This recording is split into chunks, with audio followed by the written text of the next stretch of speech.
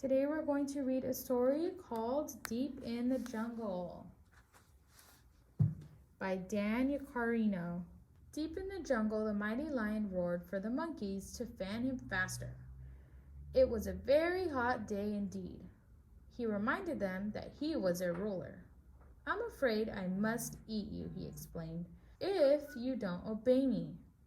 The monkeys fanned faster. The lion was the king of this jungle, and he made sure everyone knew it.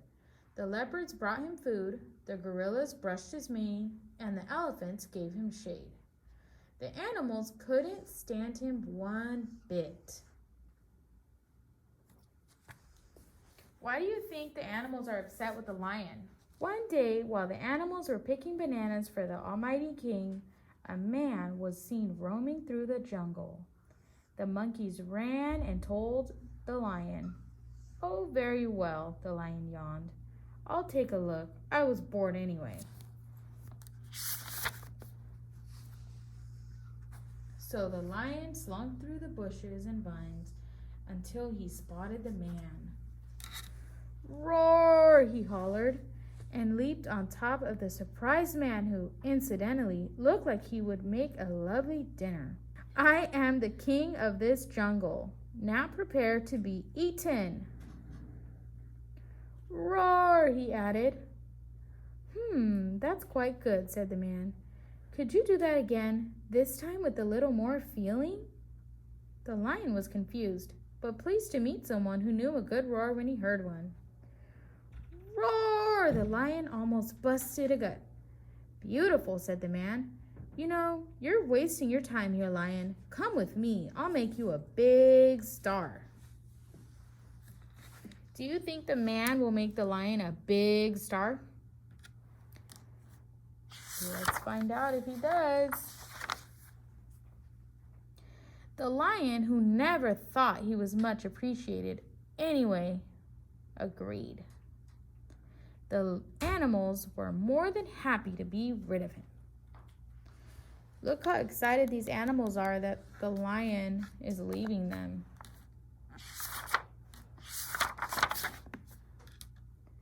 The lion and his new friend walked through the jungle to a small railroad station, where the man bought a ticket for himself and a baggage claim for the lion. "I'm afraid you must ride in the luggage car," the man explained. "But don't worry, it's a short trip." The lion was so excited about being famous, he didn't particularly care. The train rattled on and on. As he looked through the small window, the lion recognized less and less. He was far from his jungle. At last, the train pulled into a station. "I'm afraid I must put this leash on you, lion. It's the law, you know," said the man, meeting the lion at the door. So the king of the jungle lowered his head. The man put the leash around his neck, and off they went. It was very exciting for the lion to be inside a colorful circus tent. The man and the lion walked up to a cage with thick iron bars. "And now I'm afraid I must put you in here," the man said. "It'll be a good career move for you, trust me." So the king of the jungle lowered his head once more, walked into the cage, and the gate slammed shut. He thought, "I wonder if this is how all the big stars come out." What do you think? Do you think the lion is going to like being trapped in this cage?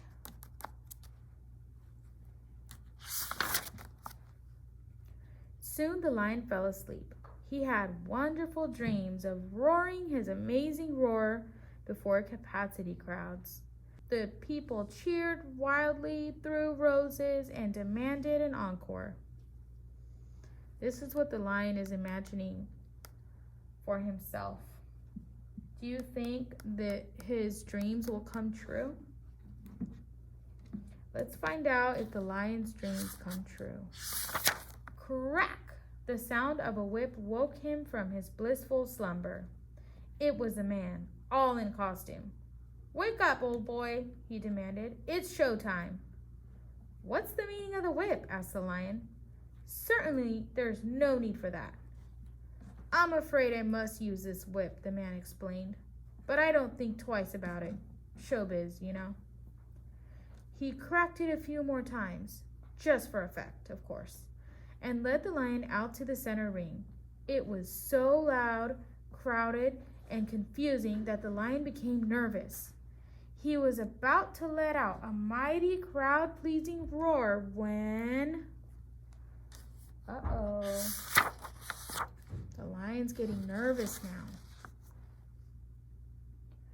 Crack, crack! The man snapped the whip, a little too close to the lion's nose.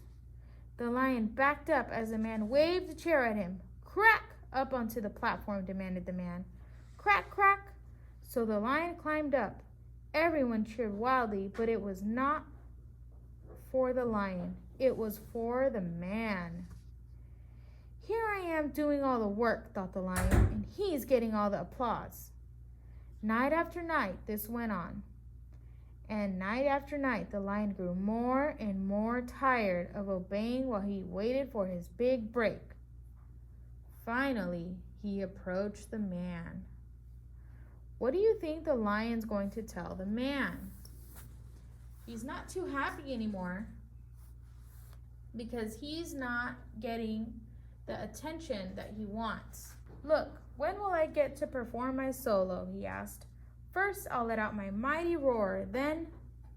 Now, just hold on there, old boy, said the man. I'm afraid you must always obey me. Showbiz, you know. He cracked the whip. The lion thought for a moment. Well then, I'm afraid I must eat you up. Jungle law, you know, he replied. He swallowed the man, one gulp, right down. The lion made up his mind. He had a belly full of show business, and he was going home. So it looks like the lion is not happy with the man because the man would not listen to him.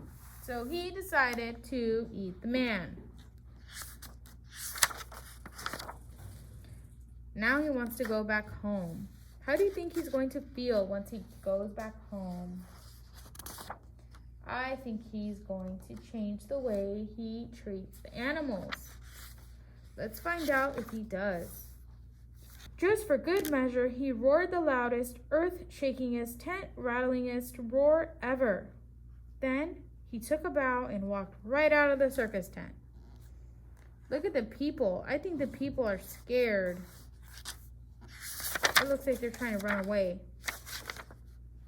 The lion walked and walked until he came to the railroad station where he arrived with the man, who, by the way, was now giving him indigestion. The lion followed the train tracks and, as he did, thought all about the animals in the jungle. He could hardly wait to get home. At last, the lion reached the trees and vines. He was about to let out a roar of joy when he came upon a startling sight. Before him stood a man locking all the animals into cages with thick iron bars. Look who's here, said the giraffe miserably.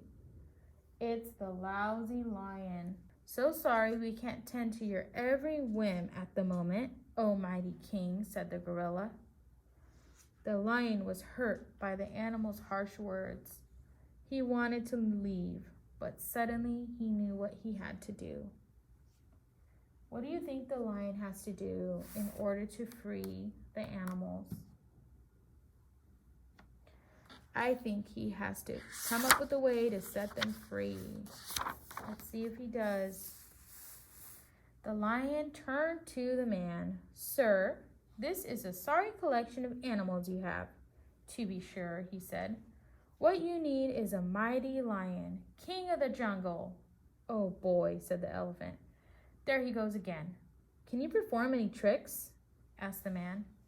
Can I perform tricks? My dear fellow, my specialty is the famous man's head in the lion's mouth trick, he proudly replied. Thrilled, the man asked the lion to show him. I'd be delighted, said the lion. So the man stuck his head right in the lion's mouth, and well, you can figure out the rest. What do you think the lion did to that man? I think he ate him.